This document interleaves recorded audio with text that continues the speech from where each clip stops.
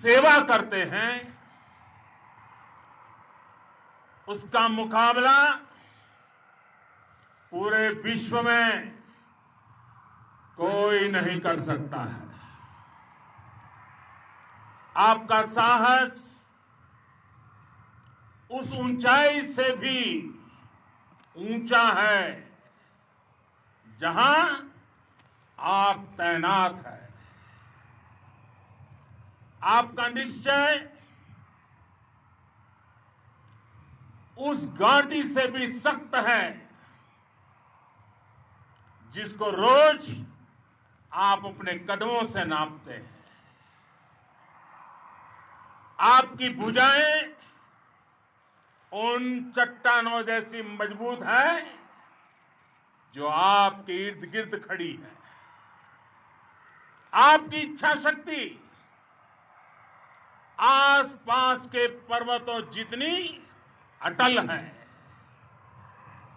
आज आपके बीच आकर मैं इसे महसूस कर रहा हूं, साक्षात अपनी आंखों से इसे देख रहा हूं।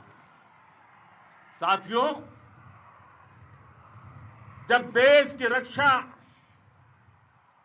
आपके हाथों में है, आपके मजबूत इरादों में है, तो एक अटूट विश्वास है। सिर्फ मुझे नहीं, पूरे देश को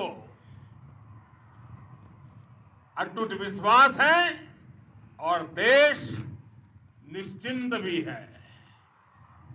आप जब सरहद पर डटे हैं तो यही बात प्रत्येक देशवासी को देश के लिए दिन रात काम करने के लिए प्रेरित करती है। आत्मनिर्भर भारत का संकल्प आप लोगों के कारण, आपके त्याग बलिदान पुरुषार्थ के कारण और मजबूत होता है। और अभी जो आपने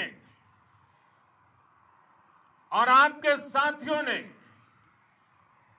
वीरता दिखाई है, उसने पूरी दुनिया में यह संदेश दिया है कि भारत की ताकत क्या है। और मैं मेरे सामने महिला फौजियों को भी देख रहा हूं। युद्ध के मैदान में, सीमा पर, यह दृश्य अपने आप को प्रेरणा देता है। साथियों, राष्ट्र कवि रामधारी सिंह दिनकर जी ने लिखा था, जिनके सिंहनाद से सहमी, जिनके सिंहनाद से सहमी, धरती रही अभी तक डोल। कलम आज उनकी जय बोल, कलम आज उनकी जय बोल। तो मैं आज अपनी वाणी से आपकी जय बोलता हूं, आपका अभिनंदन करता हूं। मैं गलवान घाटी में शहीद हुए अपने वीर जवानों को भी पुनः श्रद्धांजलि अर्पित करता हूं। इनमें पूरब से, पश्चिम से, उत्तर से, दक्षिण से,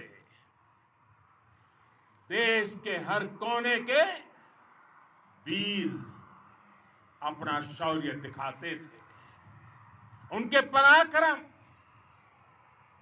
उनके सिंहनाद से धरती अब भी उनका जयकारा कर रही है। आज हर देशवासी का सिर आपके सामने अपने देश के वीर सैनिकों के सामने आदरपूर्वक नतमस्तक होकर के नमन करता है। आज हर भारतीय की छाती आपकी वीरता और पराक्रम से फूली हुई है। साथियों, सिंधु के आशीर्वाद से ये धरती पुण्य हुई है। वीर सपूतों के शौर्य और पराक्रम की गाथाओं को ये धरती अपने आप में समेटे हुए है। लेह लद्दाख से लेकर करगिल और सियाचिन तक, रेजांगला की बर्फीली चोटियां से लेकर गलवान घाटी के ठंडे पानी की धारा तक, हर चोटी, हर पहाड़, हर जर्रा जर्रा, हर कंकड़ पत्थर भारतीय सैनिकों के पराक्रम की गवाही देते हैं। 14 कोर की जांबाजी के किस्से तो हर तरफ है। दुनिया ने आपका अदम्य साहस देखा है, जाना है। आपकी शौर्य गाथाएं घर घर में गूंज रही है और भारत माता के दुश्मनों ने आपकी फायर हुई देखी है और आपकी फ्यूरी भी। साथियों, लद्दाख का तो ये पूरा हिस्सा ये भारत का मस्तक है। 130 करोड़ भारतीयों के मान सम्मान का प्रतीक है। ये भूमि भारत के लिए सर्वस्व त्याग करने के लिए हमेशा तैयार रहने वाले राष्ट्रभक्तों की धरती है। इस धरती ने कुशक बकुला रिम्पोचे जैसे महान राष्ट्रभक्त देश को दिए हैं। ये रिम्पोचे जी ही उन्हीं के कारण जिन्होंने दुश्मन के नापाक इरादों में स्थानीय लोगों को लामबंद किया। रिम्पोचे की अगुवाई में यहां अलगाव पैदा करने की हर साजिश को लद्दाख की राष्ट्रभक्त जनता ने नाकाम किया। ये उन्हीं के प्रेरक प्रयासों का परिणाम था कि देश को, भारतीय सेना को लद्दाख स्काउट नाम से इन्फेंट्री रेजिमेंट बनाने का प्रेरणा मिली। आज लद्दाख के लोग हर स्तर पर, चाहे वो सेना हो या सामान्य नागरिक के कर्तव्य हो, राष्ट्र को सशक्त करने के लिए अद्भुत योगदान दे रहे हैं। साथियों, हमारे यहां कहा जाता है, खड्गेन आक्रम्य भंजितः, खड्गेन आक्रमः भुंजितः। वीर भोग्या वसुंधरा, यानी वीर अपने शस्त्र की ताकत से ही धरती की, मातृभूमि की रक्षा करते हैं। ये धरती वीर भोग्या है, वीरों के लिए है। इसकी रक्षा सुरक्षा को हमारा समर्थ और सामर्थ्य, हमारा संकल्प हिमालय जितना ही ऊंचा है। ये सामर्थ्य और ये संकल्प में इस समय आपकी आंखों में मैं देख सकता हूं, आपके चेहरों पर ये साफ साफ नजर आता है। आप उसी धरती के वीर हैं जिसने हजारों वर्षों से अनेकों आक्रांताओं के हमलों को, अत्याचारों का मुंह तोड़ जवाब दिया है। हम, और ये हमारी पहचान है, हम वो लोग हैं जो बांसुरीधारी कृष्ण की पूजा करते हैं, तो हम वही लोग हैं जो सुदर्शन चक्रधारी कृष्ण को भी आदर्श मान करके चलते हैं। इसी प्रेरणा से हर आक्रमण के बाद भारत और सशक्त होकर उभरा है। साथियों, राष्ट्र की, दुनिया की, मानवता की प्रगति के लिए शांति और मित्रता हर कोई स्वीकार करता है, हर कोई मानता है बहुत जरूरी है। लेकिन हम ये भी जानते हैं कि शांति निर्बल कभी नहीं ला सकता। कमजोर शांति की पहल नहीं कर सकता। वीरता ही शांति की पूर्व शर्त होती है। भारत आज जल, थल, नभ और अंतरिक्ष तक अगर अपनी ताकत बढ़ा रहा है तो उसके पीछे का लक्ष्य मानव कल्याण ही है। भारत आज आधुनिक अस्त्र शस्त्र का निर्माण कर रहा है। दुनिया के आधुनिक से आधुनिक तकनीक भारत की सेना के लिए ला रहे हैं, तो उसके पीछे की भावना भी यही है। भारत अगर आधुनिक इंफ्रास्ट्रक्चर का निर्माण तेजी से कर रहा है तो उसके पीछे का संदेश भी यही है। विश्व युद्ध को अगर हम याद करें, विश्व युद्ध हो या फिर शांति की बात, जब भी जरूरत पड़ी है विश्व ने हमारे वीरों का पराक्रम भी देखा है और विश्व शांति के उनके प्रयासों को महसूस भी किया है। हमने हमेशा मानवता की, इंसानियत की, ह्यूमैनिटी की रक्षा और सुरक्षा के लिए काम किया है, जीवन खपाया है। आप सभी भारत के इसी लक्ष्य को, भारत की इसी परंपरा को, भारत की इस महान संस्कृति को स्थापित करने वाले अगवा लीडर हो।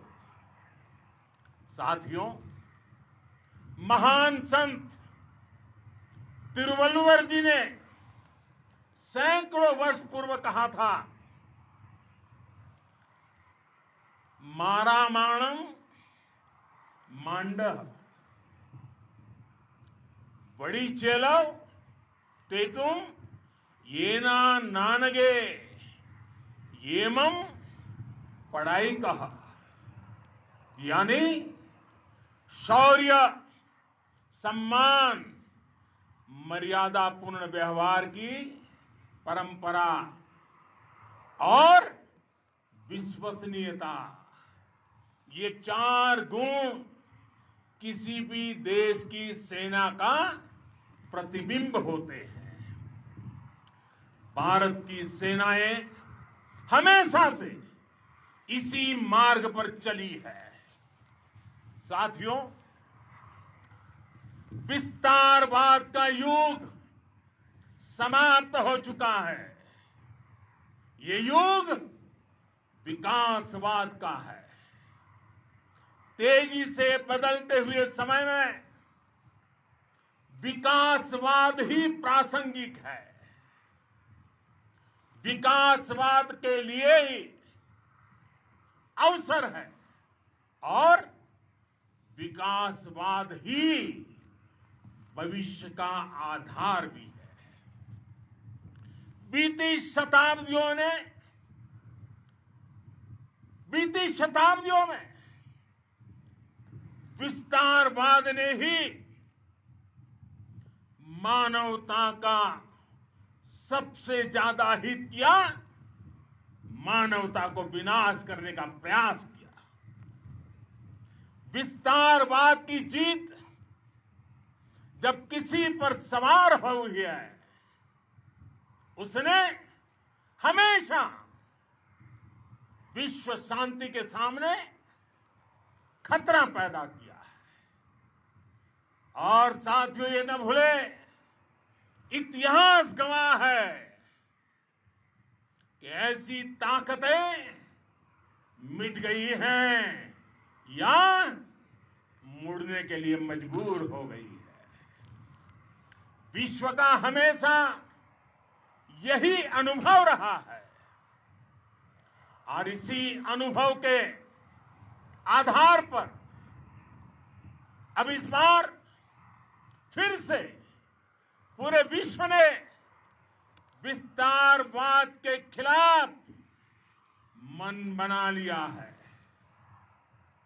आज विश्व विकासवाद को समर्पित है और विकास की खुली स्पर्धा का स्वागत कर रहा है। साथियों, जब जब मैं राष्ट्र रक्षा से जुड़े किसी निर्णय के बारे में सोचता हूं तो मैं सबसे पहले दो माताओं का स्मरण करता हूं। जब भी मैं राष्ट्र रक्षा के विषय में सोचता हूं तो मैं सबसे पहले दो माताओं का स्मरण करता हूं। पहली, हम सभी की भारत माता। जब मैं दो माताओं का स्मरण करता हूं, पहली हम सभी की भारत माता और दूसरी वे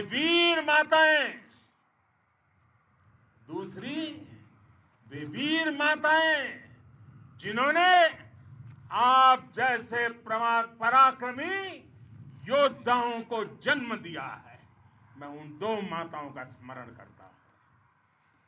मेरे निर्णय की कसौटी यही है। इसी कसौटी पर चलते हुए आपके सम्मान, आपके परिवार के सम्मान और भारत माता की सुरक्षा को देश सर्वोच्च प्राथमिकता देता है। सेनाओं के लिए आधुनिक हथियार हो या आपके लिए जरूरी साजो सामान, इन सभी पर हम बहुत ध्यान देते रहे हैं। अब देश में